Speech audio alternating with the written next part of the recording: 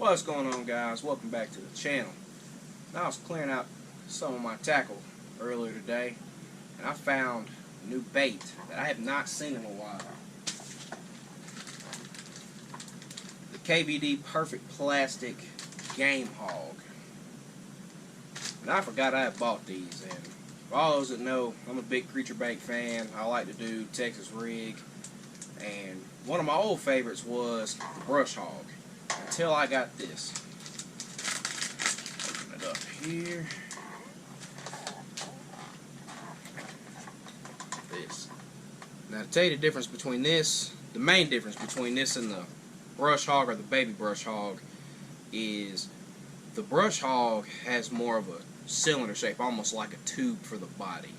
This one has curves and ridges in it, and this, when you throw it in the water, it'll get with that bass, their lateral line, and they'll be able to see it a lot better, feel it better in that stained or muddy water, and they'll go after it a lot more. And this is why I like it. This is watermelon red flake, one of my favorite colors, and sort of clear water or the stained water, not so much muddy water, but when their main source is bluegill, this imitates a bluegill perfectly. Now I'm going to show you what I throw this on, and we're going to do a little bait test, and we're going to see what it looks like underwater on some of the different rigs that I like to put it on. Now, one of my favorite ways to rig this, and a rig that I've always got tied on when I go fishing no matter time of the year, is a Texas rig. Now, I've got a 3/0 Mustang hook, EWG, a glass bead, and a Wu Tungsten weight. Now, what I like to do is I always expose my hook, and that's just go under the skin a little bit, and that keeps it from getting snagged up in cover, because I fish a lot of heavy cover, fish a lot of stained water, sometimes muddy water. No matter time of the year, water down here in Georgia is usually stained, and those bass sit up on laydowns and real thick brush piles. So this is the go-to when I'm fishing laydowns and brush piles. So we're going to take a look at this. We're going to see what it looks like underwater, and we're going to see what it does.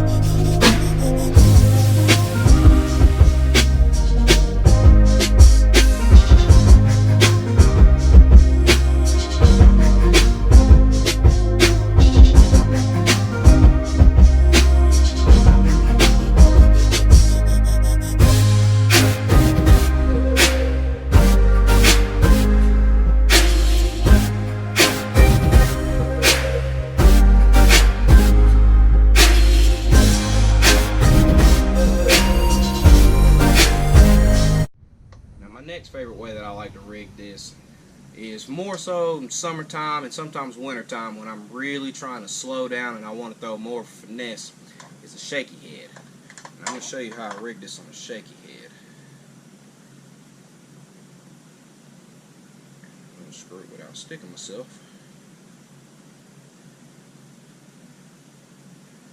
There we go. Shaky Head, I like to screw on top. What I do is, I take me, and I already got the head bit off of this one, but I take my Game Hawg, bite a little bit off the top right to the front appendages.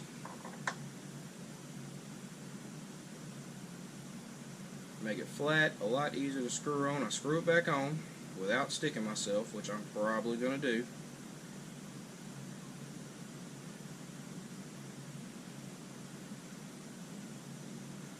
Make sure your bait lined up perfectly.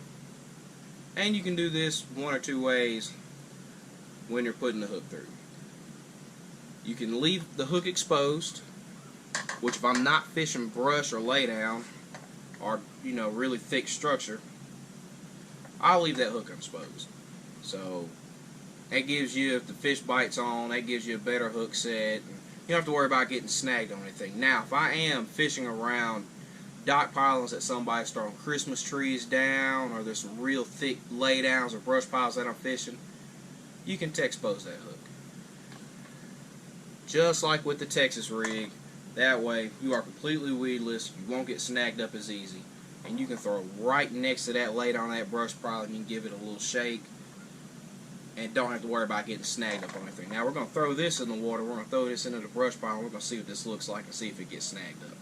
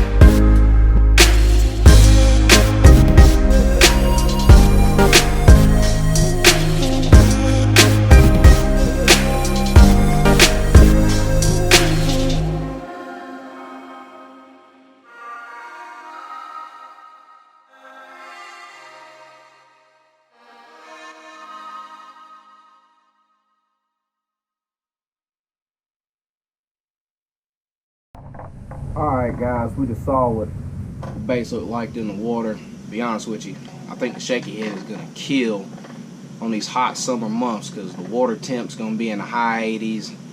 It's going to be 92, 93 degrees tomorrow. We're going to try to get out on the lake early tomorrow after I drop my son off. And we're going to see if we can try to catch some fish on that early morning bite. But anyway, we're going to see you out there.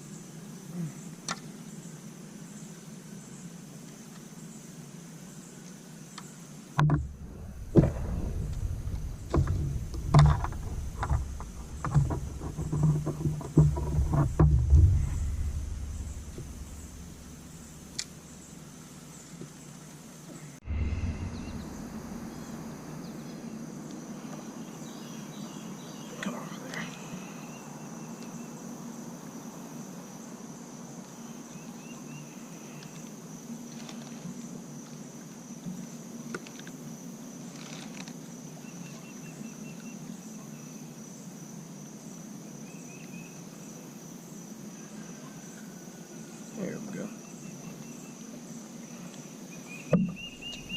Set the hook a little hard on that little fella, but hey, first fish of the day. It has been slow. We've been out here for probably an hour and a half. We've been out here for about an hour. No bites. I'm on the dam side of the lake now, starting to fish a few of these laydowns, and I finally got me a bite, so hopefully we can keep this up.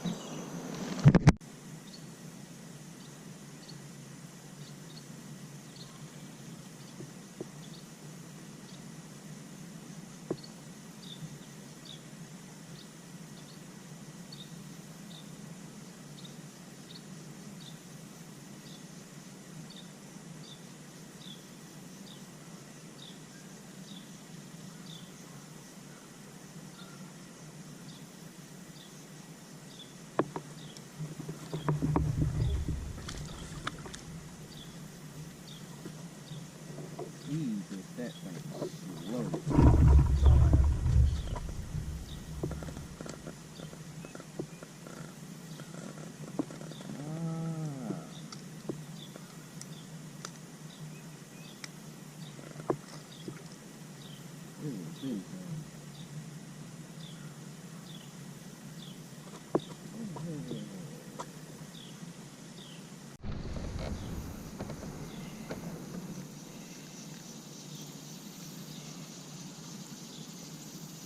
You swallow that thing kind of funny. So.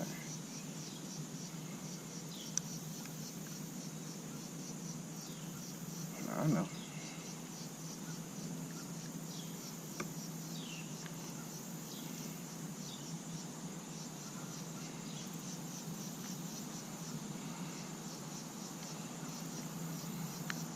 There we go. Another little one. Didn't know I had him either. Easy little fella. He bit a hold of that thing. Ugh. Second one to splash me like that. But we're in the dog days of summer.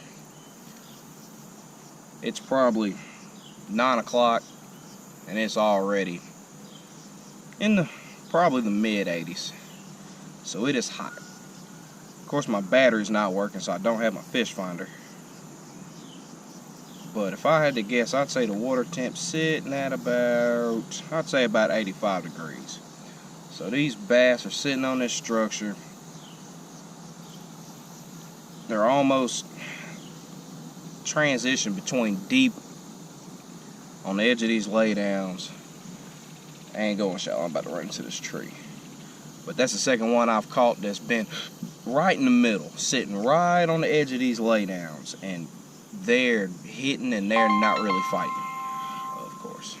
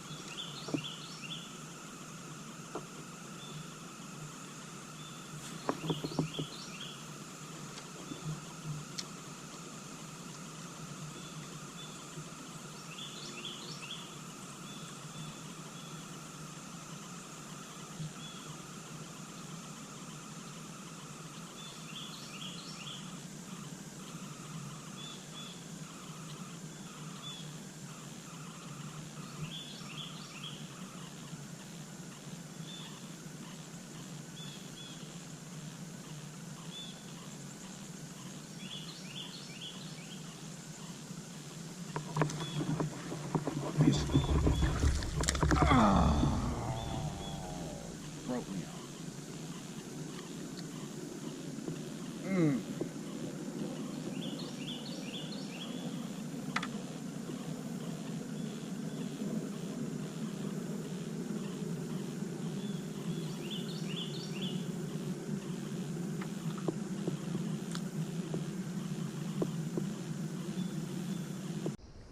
Well, didn't catch a crap ton, but we did catch a few. Ended up losing one, but the